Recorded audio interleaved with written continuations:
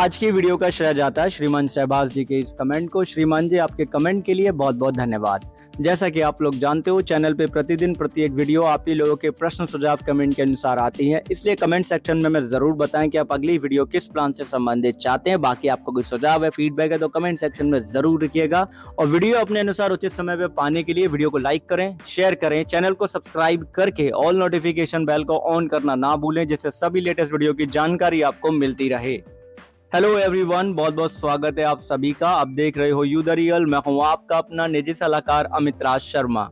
आज की वीडियो में हम Bajaj Allianz life insurance company limited के small cap quality index fund की जानकारी को समझेंगे। ये एक नया फंड ऑप्शन है, तो आपको पता ही है कि 15 मार्च 2024 से कंपनी ने ये ऑप्शन सबके लिए प्रोवाइड कराया। इस फंड के जो फंड मैनेजर रहे हैं उनका नाम है श्रीमान अभय मोगे जी, और ये एक हाई रिस्क कैटेगरी का फंड है, क्योंकि स्मॉल कैप स्टॉक्स के अंदर आपका मनी जा रहा है तो वहां पे आपको अच्छे रिटर्न भी मिल सकते हैं, पॉसिबिलिटी है। बेंचमार्क की बात करें तो Nifty small cap 250 quality 50 index है, यानी कि मार्केट में जो टॉप 250 टॉप के स्मॉल कैप जो फंड है उसके अंदर से जो 50 जो फंड होते हैं जो आउट परफॉर्म करते हैं, उसमें आपका मनी यहाँ पे इन्वेस्ट होता रहता है ऑटोमेटिकली। आपको तो बस प्रीमियम पे करना होता है। पोर्टफोलियो एलोकेशन की बात करें तो इक्विटी में 94.66% यानी कि 94.66% असेट अंडर द मैनेजमेंट का एलोकेटेड है, इन्वेस्टेड है इक्विटी में। विंडो जो रखा गया लिमिट वो है 65 से लेके 100%, यानी कम से कम 65%, अधिकतम पूरा फंड भी इक्विटी में लगाया जा सकता है। Bank deposit and money market instrument में 0 से लेके 35% तक का लिमिट है। 8% 5.31% इन्वेस्टेड है।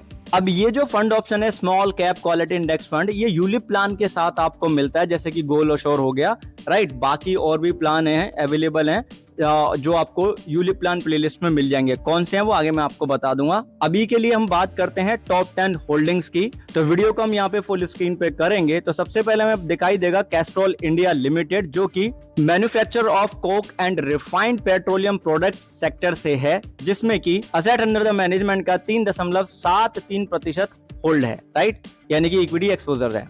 KEI इंडस्ट्री लिमिटेड में 3.54% है, जो कि मैन्युफैक्चर ऑफ इलेक्ट्रिक इक्विपमेंट्स की सेक्टर की कंपनी है। फिर आता है आपका इंडिया एनर्जी एक्सचेंज लिमिटेड, जो कि financial and insurance activity sector की ऑर्गेनाइजेशन है, जिसमें 3.50% होल्डिंग है। फिर आपका सोनाटा सॉफ्टवेयर, जो कि computer programming consulting related activity sector की ऑर्गेनाइजेशन है, जिसमें 3.23% असेट्स अंडर द मैनेजमेंट का एलोकेटेड है। फिर आपका central depository service India limited, जो कि financial and insurance activities organisation की यानी कि इस सेक्टर की एक कंपनी है, जिसमें कि 2.81% का इक्विटी होल्ड है असेट्स अंडर द मैनेजमेंट का। फिर आपका गुजरात स्टेट पेट्रोनेट लिमिटेड, जो कि land transport and transport via pipelines sector की ऑर्गेनाइजेशन है, जिसमें 2.74% होल्डिंग है असेट्स अंडर द मैनेजमेंट का। फिर आपका जिलेट इंडिया लिमिटेड, जिसमें 2.55% का इक्विटी होल्ड है असेट्स अंडर द मैनेजमेंट का। फिर आपका त्रिवेणी इंजीनियरिंग एंड इंडस्ट्री लिमिटेड, जो कि manufacturing of food products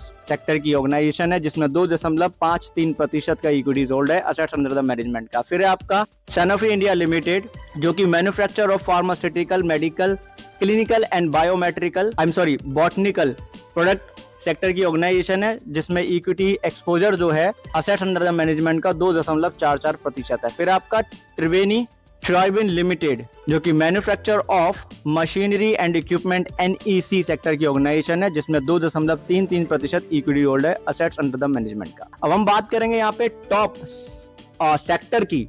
top 10 sector कौन से हैं जहां पे पैसा इन्वेस्ट किया जा रहा है इस फंड के थ्रू। पहला है financial and insurance activity sector, जो कि 13.42% पे है, right, asset under the management का। फिर आपका computer programming consultancy related activity, जिसमें 10.39% असेट्स अंडर द मैनेजमेंट का एलोकेटेड है।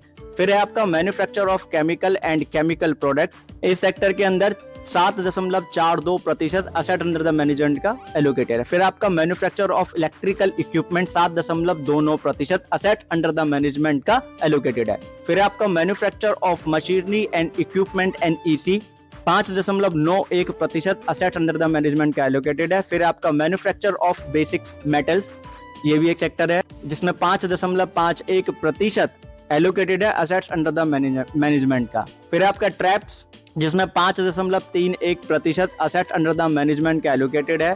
फिर आपका मैन्युफैक्चर ऑफ फूड प्रोडक्ट्स, जिसमें 5.26% असेट्स अंडर द मैनेजमेंट का एलोकेटेड है। फिर आता है आपका manufacture of pharmaceutical, medical, chemical and botanical products जो सेक्टर्स है, इसके अंदर 4.64% असेट्स अंडर द मैनेजमेंट का एलोकेटेड है। फिर है इंफ्रास्ट्रक्चर, जिसमें 4.23% असेट अंडर द मैनेजमेंट का एलोकेटेड है। बाकी अदर सेक्टर की इंफॉर्मेशन भी आप देख रहे हैं, जिसमें 30.62% एलोकेटेड है असेट्स अंडर द मैनेजमेंट का। तो ये वो टॉप 10 सेक्टर्स हैं जहां पे इस फंड के थ्रू मनी फ्लो हो रहा है, यानी कि इन्वेस्ट हो रहा है उनकी इक्विटीज के अंदर।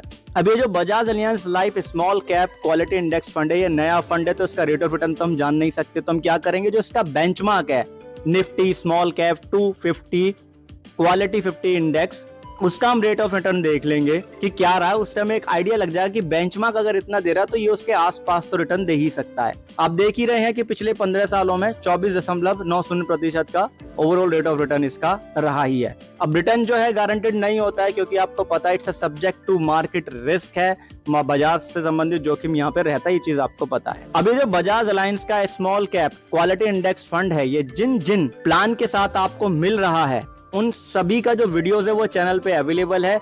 प्रोडक्ट के नेम आपकी स्क्रीन के ऊपर है और उन सभी वीडियोस के लिंक वीडियो के डिस्क्रिप्शन में आपको मिल जाएंगे, या फिर आप डायरेक्टली यूलिप प्लान प्लेलिस्ट में जाकर के प्लान की वीडियो देख सकते हैं। क्यों? क्योंकि यूलिप प्लान के साथ आपको ये मिलेगा, तो ऑब्वियसली बात है हर एक प्लान के कुछ अलग अलग चार्जेस होते हैं, तो वो भी अप्लाई होते हैं, तो उनको जानना जरूरी होता है। इसलिए आप ये वीडियो जरूर देख लीजिएगा, किसी भी एक प्लान की देख लें, आपको समझ आ जाएगा कि कैसे कैसे चार्जेस अप्लाई हो सकते हैं। आपने ध्यानपूर्वक वीडियो को अंत तक देखा, उसके लिए बहुत बहुत धन्यवाद, बहुत बहुत आभार। एक चीज खुद भी समझे, दूसरों को भी समझाएं कि इंश्योरेंस एक प्रोटेक्शन है, प्रोटेक्शन कभी अधूरी नहीं लेते, और यूलिप प्लान जब भी लेंगे तो जोखिम आपका ही होगा, ये चीज ध्यान रखिएगा। धन्यवाद आप सभी का, अपना ध्यान रखिएगा।